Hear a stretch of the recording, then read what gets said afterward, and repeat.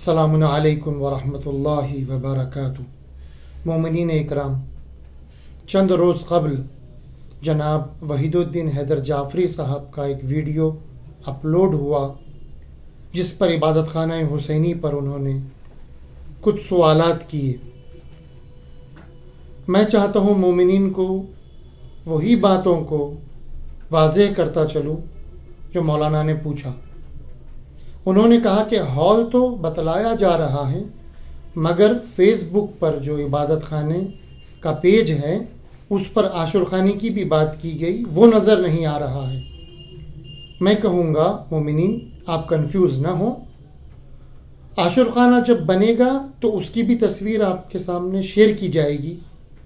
ابھی جو سلسلہ چل رہا ہے وہ نماز کا جو ہال ہے اس کے بارے میں گفتگو کی جا رہی تھی اور اسی کے بارے میں 3D تصویر شیئر کی گئی۔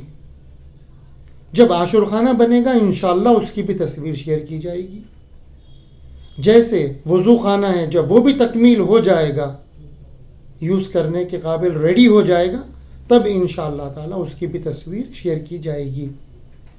اس سے مراد یہ نہیں ہے کہ نماز کا تو ہال بن رہا ہے، عاشور خانہ نظر نہیں آ رہا ہے، آپ کنفیوز نہ ہوں، بلکہ انشاءاللہ تعالی آہستہ آہستہ تکمیل جب ہو جائے گا۔ ابھی جو اہم مسئلہ جو ہو رہا ہے وہ یہ ہے کہ اسے تکمیل نہیں ہونے دیا جا رہا ہے۔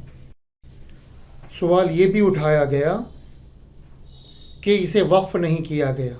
نہیں، اب وقف کا کوئی ایشو نہیں ہے، سارے پلاٹس وقف ہو چکے ہیں، اس کے پیپرز بھی فیس بک کے پیج پر شیئر کیے گئے ہیں، جس کا ایک پیپر وحید الدین صاحب نے بھی بتایا۔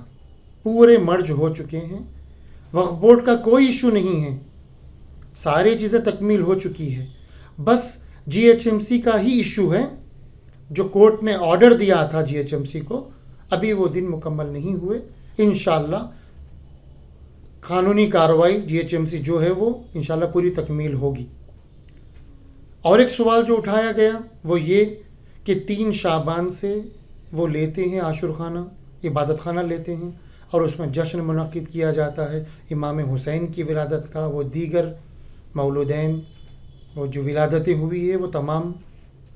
انہوں نے وہاں پہ شک ظاہر کیا اور ایک سوال اٹھا کر یہ پوچھا کہ یہ بتائیں کہ جب انوگریشن کی بھی ڈیٹ دی گئی ہے اور ہمارا جشن بھی ہوتا ہے، میں یہاں پہ ایک سوال یہ پوچھنا چاہتا ہوں کہ جب انوگریشن تب ہوگا جب تکمیل ہو جائے گا، تکمیل ہونے سے پہلے رکاوٹیں جو ڈالی جا رہی ہے، نہ جشن کیا جا سکتا ہے اور نہ ہی مجلس کی جا سکتی ہے۔ کیوں؟ وجہ اس کی تکمیل ہوگا تو سب مل کر جشن بھی کریں گے، مجلسیں بھی ہوگی، دیگر عبادتیں بھی کی جائے گی انشاءاللہ۔ تو مسئلہ رکاوٹ کا ہے، رکاوٹ ہٹائیں، ساری چیزیں انشاءاللہ آسانی سے ہوگی۔ قانون ہے، جی ایچ ایم سی اپنے کام فرائض انجام دے گا، وقف بورڈ اپنا ہے، وہ اپنے شرائط چیک کرے گا، یہ تمام چیزیں انشاءاللہ آہستہ آہستہ ہوگی۔ بس رکاوٹیں جو ڈالی جا رہی ہیں اسے ہٹا لیا جائے تو انوگریشن بھی ہوگا، جشن بھی ہوں گے، مجالس بھی ہوں گی انشاءاللہ تعالی۔ اور جو سوالات پوچھے گئے، کہا کہ کیسز کے بارے میں جو پوچھا جا رہا ہے تو کیس نمبر انشاءاللہ اسکرین پہ آپ کو بتایا جائے گا کہ پلی جو کیا گیا تھا کورٹ میں، انشاءاللہ اسکرین پر آپ کو اس کی فوٹو بتائی جائے گی۔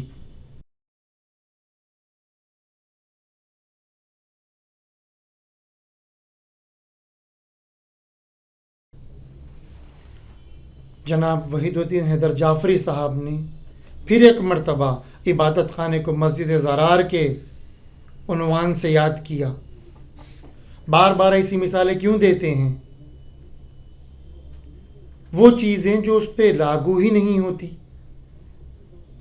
آپ یہ بتائیں شریعت کے اعتبار سے، قرآن اور حدیث و سیرت معصومین کے اعتبار سے کہ کیا عبادت خانہ اللیگل ہے؟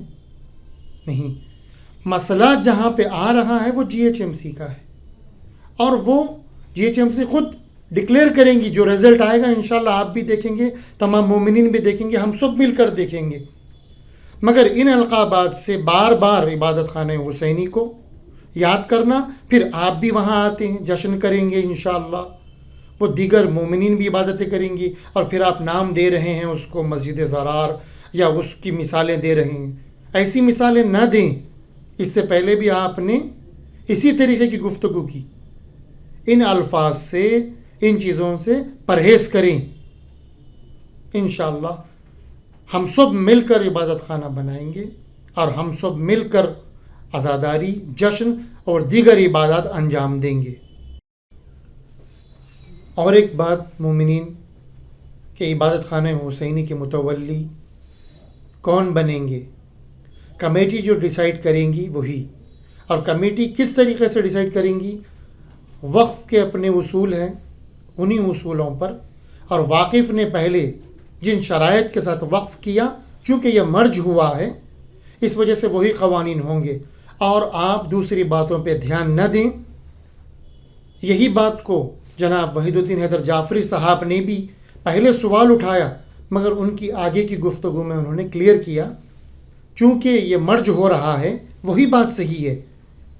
کسی کے کوئی ٹک مارک ڈالنے سے یا کچھ ہونے سے وہ نہیں بنتے، نہ کوئی رکن یہاں پہ اضافہ کیا جا سکتا ہے، مگر وہی قوانین کے تحت متولی بنیں گے انشاءاللہ۔ ان سب کے پیچھے ایک چیز بہت اہم ہے مومنین، وہ یہ ہے کہ شریعت کے اعتبار سے تعلیمات رسول و آل رسول اور آیات قرآنی کے اعتبار سے یہ چیزیں اگر ہو رہی ہیں تو قابل قبول ہے، ہم سب راضی ہیں، اللہ راضی، رسول راضی، اہل بیت راضی۔ کہیں ہم ایسا نہ ہو کہ دنیا کو خوش کرنے کے لیے رسول و آل رسول کو اور اللہ کو ناراض کر دیں۔ یہ کوشش نہ کریں کوئی بھی کہ مخلوق کو خوش کریں خالق کو ناراض کر کے، یہ معصومین کے اقوال میں ہیں۔ تو بس اسی بات پہ میں اختتام کرتا ہوں اپنی بات کو۔ وآخر الدعوانا ان الحمد للہ رب العالمین۔